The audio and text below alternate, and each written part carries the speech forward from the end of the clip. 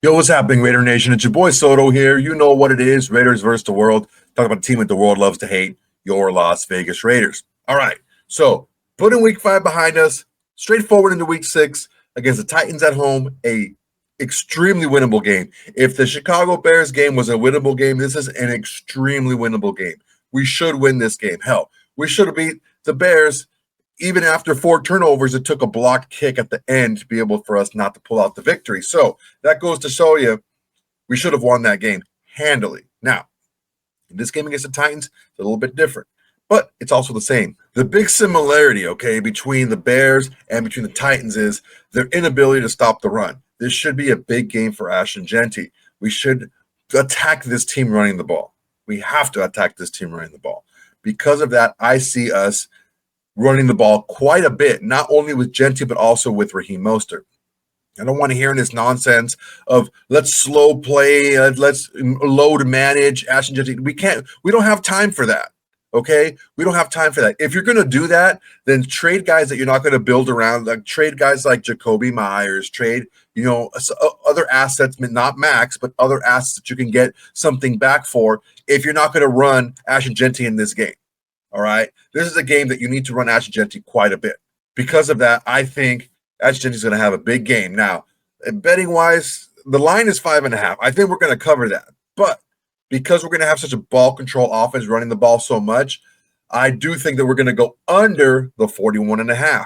So if you guys want to have my tips there, again, they're not guaranteed. They're just how I see things and my reasoning why. You go on my bookie. All my socials and all my sponsors are on my description in the link tree. Check it out for yourself. If you use the promo code SOTO, you get some freebies.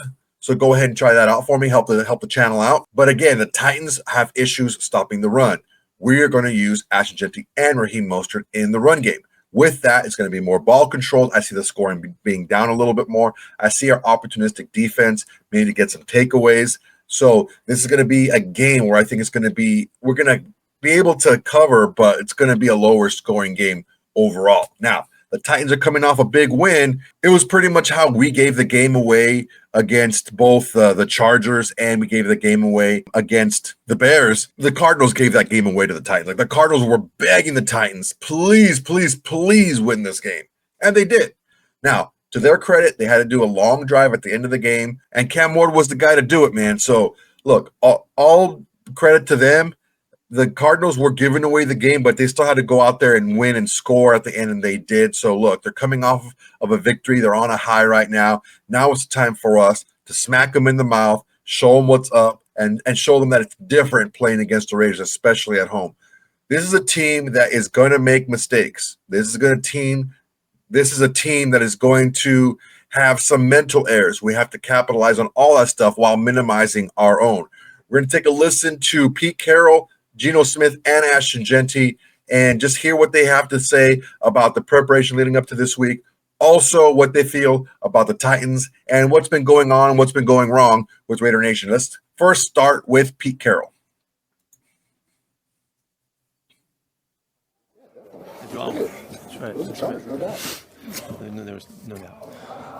You're probably asking about some of our guys here that are coming back. Eric Stokes going to be practicing today, which we're fired up about. Michael Mayer will be out there today to get him back.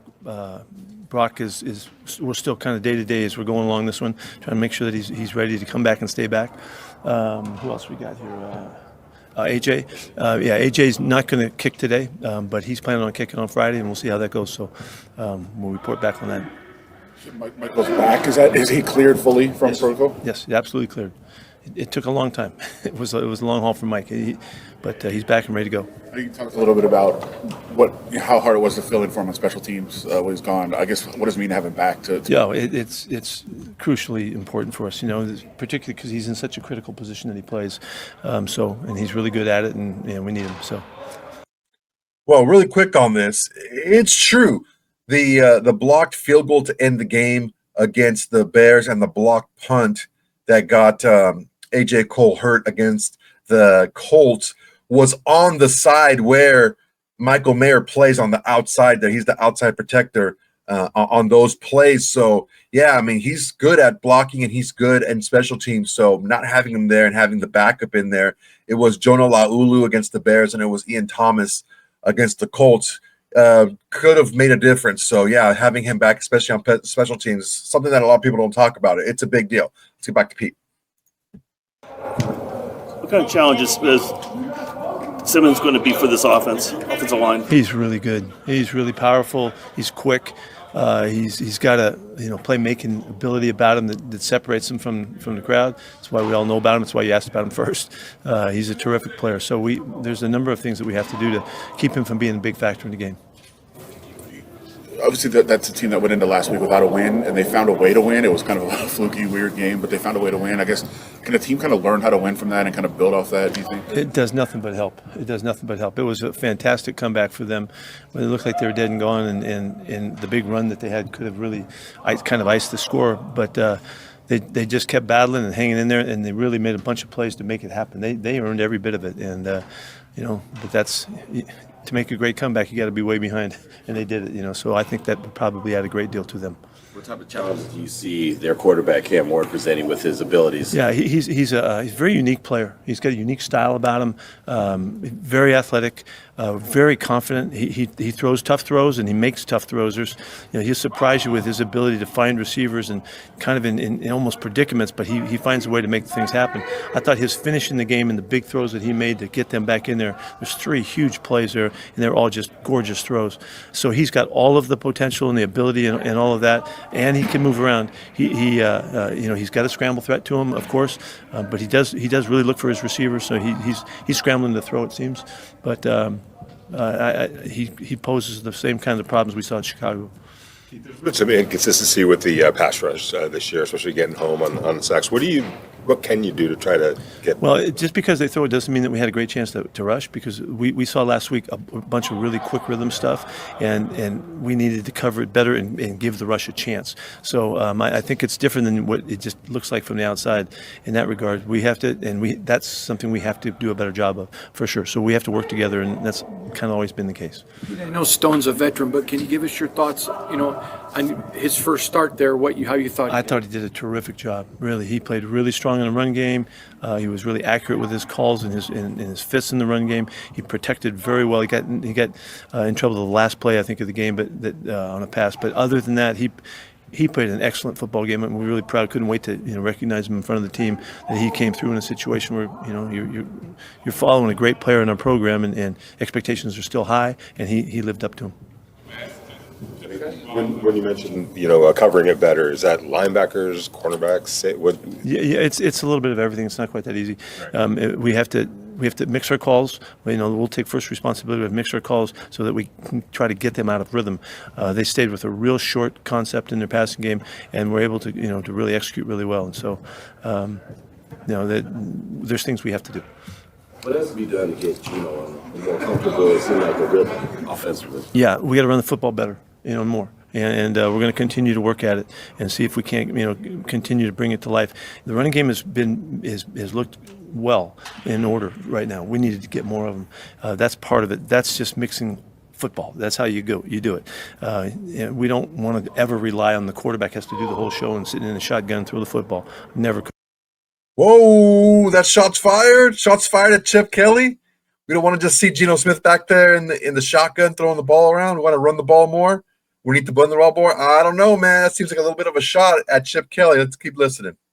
Coach that way, and so we have to mix our stuff so that we can use our play action game and make sure that we're perimetering the game, with all the ways that you can, which we have. And I was pleased with how we saw Ashton come to life on the edge. He made some nice plays and just stretched the defense and put some threat in them with that. And then we got to make sure that we're calling all the best stuff in the situations. I mean, he's not calling the plays. We got to call him, and we got to make sure and get him in the right spots and give him the best chance to stay out of harm's way. And whoa, it's another shot. Got to make sure we call the right place, because Geno Smith's not calling the plays. Guess who is calling the plays? Chip Kelly. Could it be maybe that 2nd and 3 or 2nd and goal from the 3-yard line when Geno Smith lined up in the shotgun for a pass and ended up getting sacked? Yeah, maybe. Let's keep listening. And part of that is really controlling the game with what we do up front in the running game. like Jack got a lot more snaps this past game. What do you think he brings to the offense in a larger role going forward? He's a really competitive kid, and you saw him catch the ball and break tackles and make first downs a couple times, and it shows up in his blocking as well. He's an aggressive football player, and he fits the style that we like playing with. And so hopefully Jack will continue to have a bigger part in it. He's playing, and he's out there, so it's really likely that Jack will make his plays. We really have a lot of confidence in him in that regard. With AJ not punting until Friday, is the plan to bring somebody in just in case? And what do you do with the holder position if he's not available? Yeah, well, first off, Brad Robbins is in today with us. He's a punter that will punt for us during the week, and we'll see how AJ does. And then we're working on that with our backup guys. So you guys brought in a linebacker that you're familiar with. A lot of special teams in his pass. Is that something that he's? Yeah, Johnny Radigan's a really good football player, and he's always been a guy in the middle of your teams that's been effective and tough and aggressive and all of that. West Point grad and all that. He's the real deal, and we've loved him when we had him. So when we had a chance to pick him, off somebody else's team, we did it. And so also Jamin Davis came in today, and I'm excited to see him. He has been out for a while, but he's got a lot of history in the plays that he's made. I see a lot of potential in him, and I'm anxious to see what we can do with that. You're picking on it, but you said week to week on Brock the other day. Today, day to day, is that just? That's why I'm looking at it. I'm waiting for him tomorrow. Okay, I'm okay. Yeah, he'll do some walkthrough stuff, and he'll be in the game plan knowing what's going on. So if he gets a chance to play, then he'll be ready to go as best we can in that regard. So, but I'm a little more optimistic than other people, and so I'm going day to day. Makes me feel better. Thanks, Coach. Okay, so Pete Carroll said some pretty interesting things there.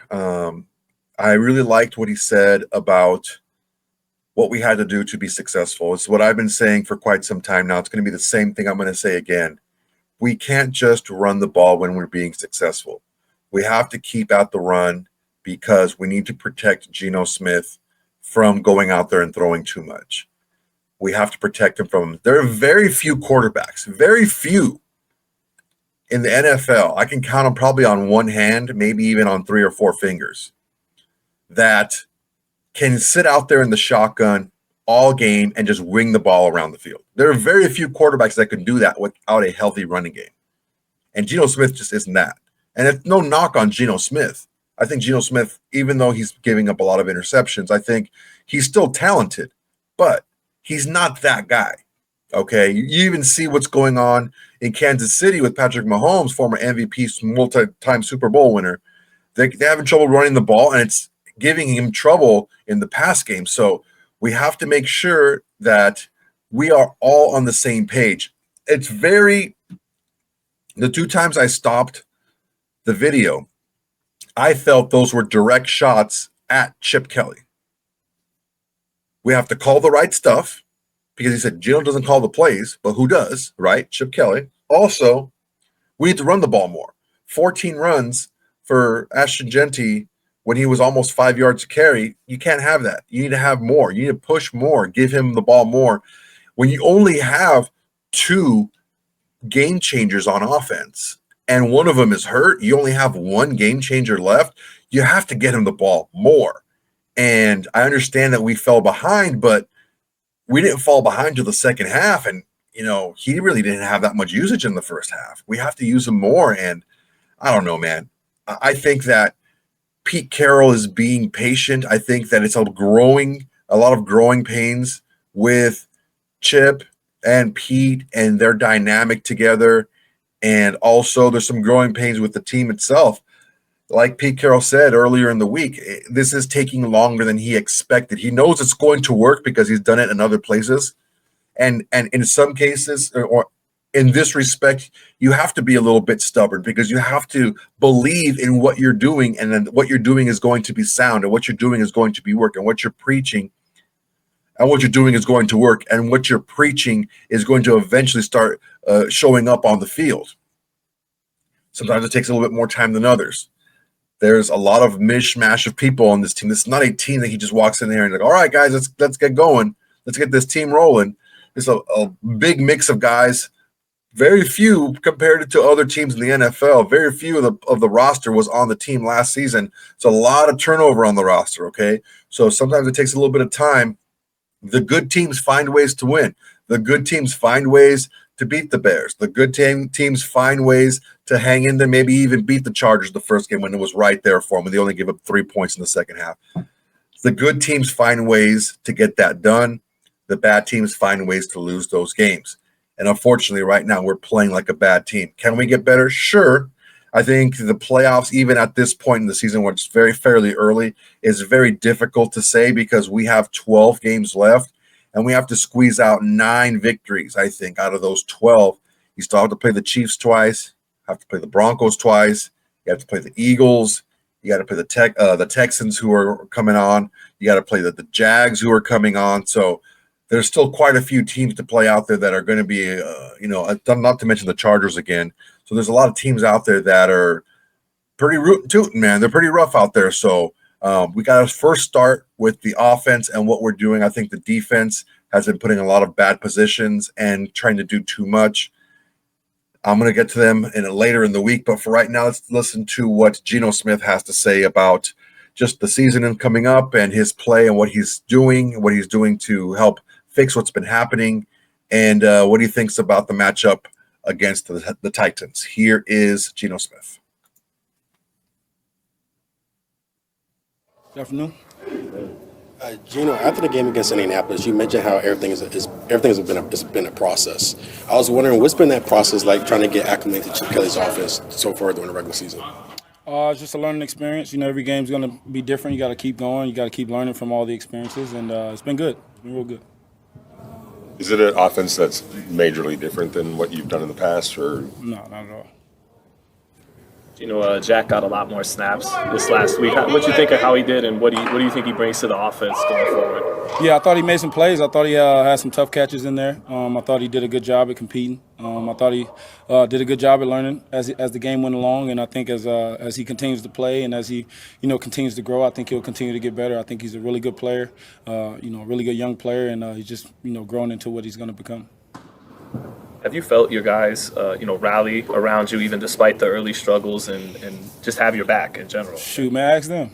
Yeah, you know what's going on around here. Come on now.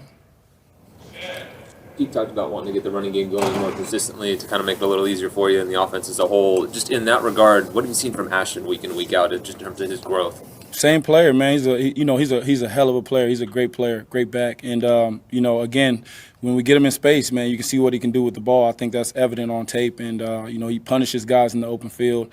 Really smart young player, really mature guy as well. And he's got a lot of great intangibles about him. But he's explosive with that ball in his hand. So we got to get him the ball, get him in the open field, get him in space, and he'll make things happen. Dante's a rookie, but how do you two communicate and to work on developing the rapport that you have on the field? Repetition, and that's something that is always going to be the father of learning. Continue to rep these things, and talking in the meeting room, talking in the classroom. I call them late nights sometimes just to remind them that, hey, man, you're the guy, and we're counting on you. So Dante's doing a great job. He's learning, as we all are, and he's getting better from week to week. That's all you can ask from him. He's taking the right approach, and it's gonna click. Here soon, it's gonna click, and I really believe that. You're a guy that likes to watch film. You study. You're diligent on that. I'm curious, when you look at games 1 and 3, and then games 2, 3, and 4, have you noticed anything that you're like, okay, when I'm performing extremely well, this is different? Same thing. I got the same process. If the ball tips up in the air and gets picked, 6 of the interceptions this year were tipped in the air. Johnny on the spot, defensive guy. Am I gonna look at that and say, well, don't throw it to the guy who we're supposed to throw it to? I'm going to throw it to the guy I'm supposed to. And at times things happen. I know, again, man, people get caught up in results, and they want to look at statistics and try to place blame because that's just how life goes, right, when you're in the position I'm in. But I'm a lot smarter than that. I'm aware of the process, and I know exactly what I'm doing out there.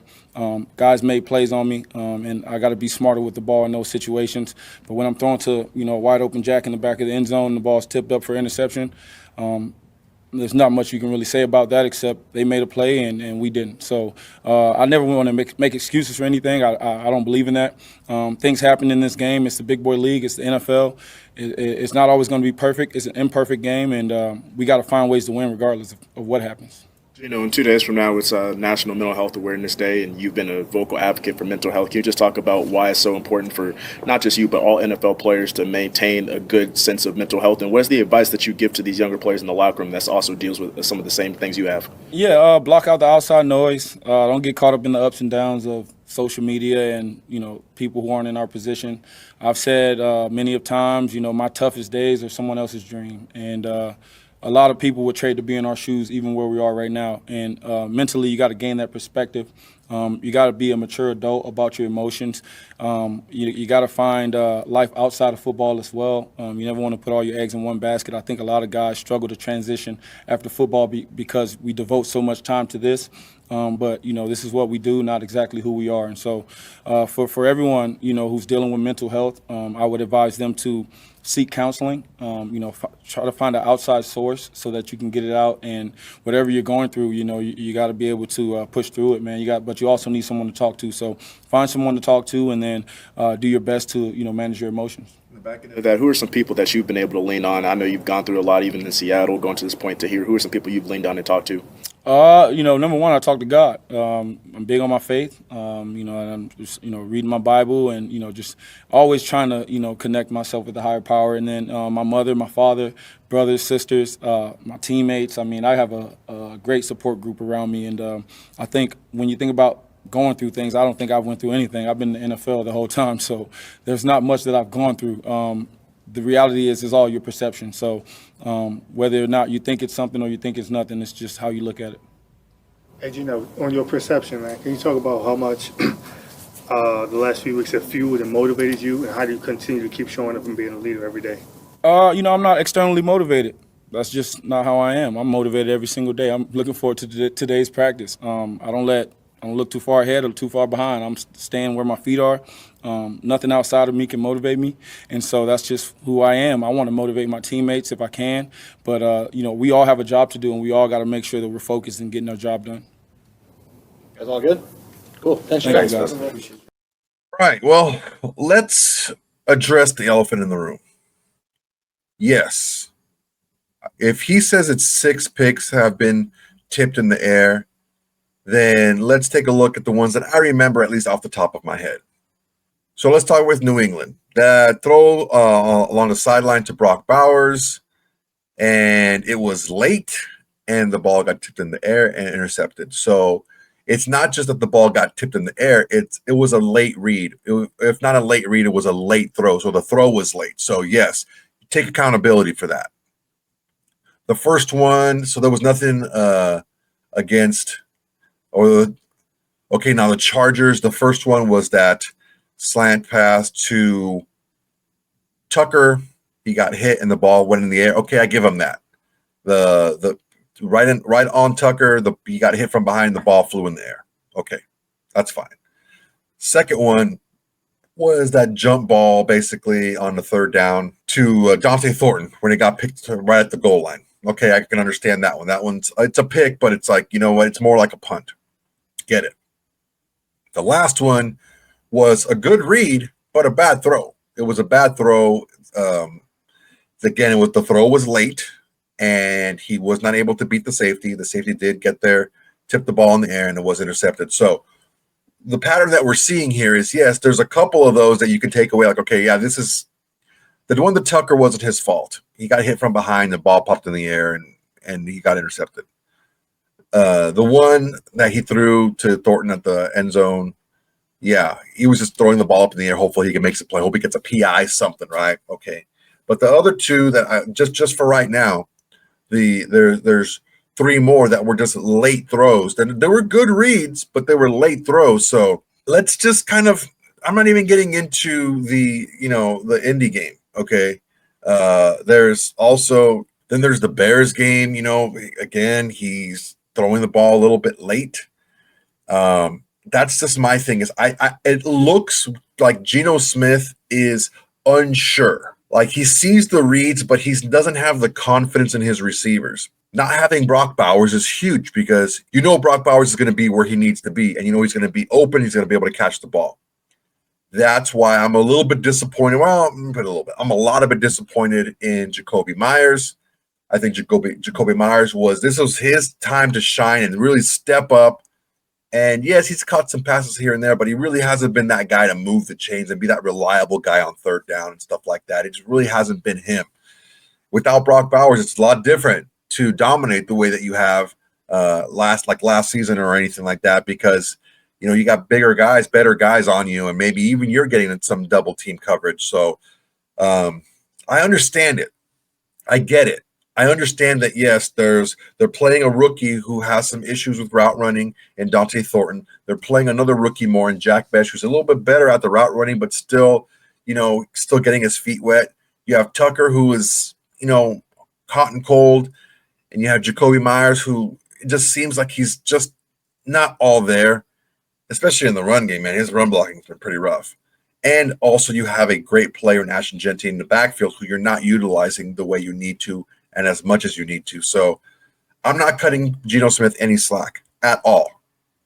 I think that a lot of those balls were tipped because they were late, because it was a late read or just a late throw. So I think it's a little bit misleading.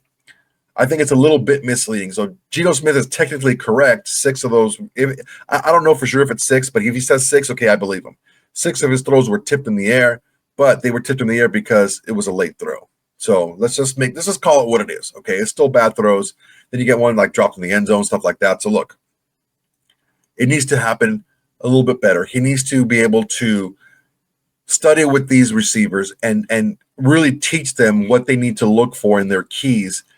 If Jacoby Myers isn't doing it, we have to get someone else in there to do it. The coach has got to step up. But we really got to get these guys in there and get these guys going, because these young guys are going to ask to do a lot more as the season goes along. And the sooner they get on board, the sooner hopefully Geno Smith has more confidence in them and they're going to let the ball go on time. All right, last up, we're going to listen to Ashton Genty. Ashton Genty normally doesn't give us a lot to listen to, but he does give us a lot of good points. Let's hear what he has to say. Ashton, Pete just gave some news that I think it's going to thrill you about wanting to run the football more. When you're a running back, isn't that just like preaching to the choir? Yeah, I mean, it definitely fires you up. And, we got a great opportunity ahead, and, we got to continue to move forward and take advantage of our next opportunity. As you watch the film, what are you most happy with in your game, what you're doing? I think just being an all-around player, even though getting the ball, being able to do things with the ball, but also when I don't have the ball, running great fakes, running great routes, and, being able to protect the quarterback in pass protection. Is any part of you want the ball more in the red zone?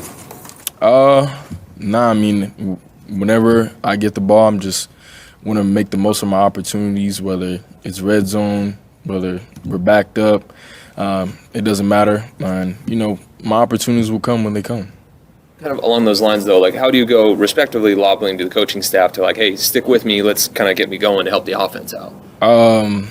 I don't even think it's more of something that I have to say. I think it's just through the work I put in practice, just showing my coaches that I'm consistent, and then come game time, whenever they do give me the ball, I make plays and show them that I'm a reliable person each and every single week. You had your longest reception on a wheel route. Just how did that feel to get the passing game going for you down the field, not just out of the flat?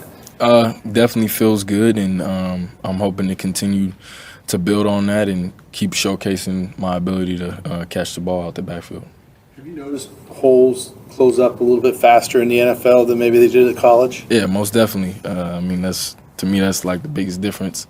You got to be able to process, make your read, put your foot in the ground, and make that cut quickly, because if you don't, then it's gone. To that point, though, how do you balance it? You hear the saying slow to fast through. How does that play into realizing that those holes do close up faster in the NFL? Yeah, I think when you get the ball, it's always about just reading the defense, reading what they're giving you. But once you see it, no hesitation, make your decision, and get north and south. Ashton, you're a bruiser. You love to run over people. You almost play with a linebacker mentality, but it's looked a couple times this year like you're at times thinking about, I'm going to try to avoid some contact here. Yeah. Is that just evolving and protecting your body? No, I think it was just more of the situation of some situations you quite frankly, you just got to run the guy over. Backer fills the gap, you got to run him over, but, get out in space, making guys miss and, trying to, make a bigger play out of, what I've gotten. It's very young in your career, but has there been any jersey swap requests or any jerseys that you've tried to get early in your career, so 5 games in? Yeah, I mean, it's been Boise State guys mainly, Jeremy McNichols and Scott Matlock. So those have been cool. I'm sure there'll be, more along the way. Thank you. Thanks, Ashton. Well, kind of what we expected. Nothing crazy from Ashton Genty, but yeah, it is true. I think that he's much more comfortable in his upright stance. He's much more comfortable. Maybe it's as simple as he can see a little bit higher. You can look at the defense. Maybe he's more used to it, but he has been much more decisive going to the right holes and hitting the right holes as far as the run game goes. I think we can get this guy a lot more involved in the passing game as well. It's like the wheel route when he gets the look that he's looking for, the coverages we're looking for. These are things that we definitely need to do. I love the screen passes to them. We need to do that a lot more. We need to throw at least one screen to him every single game. That way we can do fakes, because I've seen a lot, especially at Boise, where they had the screen to him and they faked the screen and they end up running behind him, was like a tight end screen behind him. So there's a lot of things we can do with Ashton Genty. We need to use them the proper way. We need to make sure we use them and get the return on investment that we made with such a high pick. Pete Carroll was very clear. We need to run Ashton Genty more, and we need to call the right plays in the right situations. That is not only using your resources wisely in Ashton Genty, but also protecting your quarterback and protecting your team from maybe some sticky situations and some rough plays. So Pete Carroll's not so subtle message to Chip Kelly. I think everyone heard it and everyone understood what it was. It was directing at Chip Kelly to run the ball more and let's mix in and call the proper plays, because ultimately there's some times where we're out there like in the gun inside the 5-yard line. It's just ridiculous. We can't have that. So I see us making this a get right game. We found a way to play the Chiefs tough even when they were really, really, really good. Now they're still good, but just struggling a little bit. We can win these last 2 games, 3 and 4 heading into the bye. Wouldn't be too bad. But before we get to 3 and 4, we have to get to 2 and 4. The Titans are up next. I think we're going to do a good job. Remember, I think we're going to go cover the spread of 5.5. Also, I think we're going to go under the 41.5. Those are my picks. That's what I'm going to do it on my bookie. Again, check it out for yourself.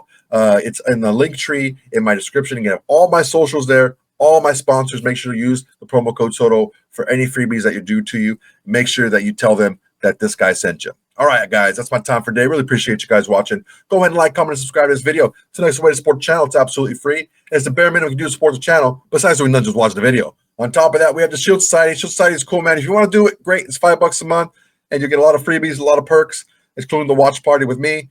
And if you don't want to do it or you can't do it, that's fine.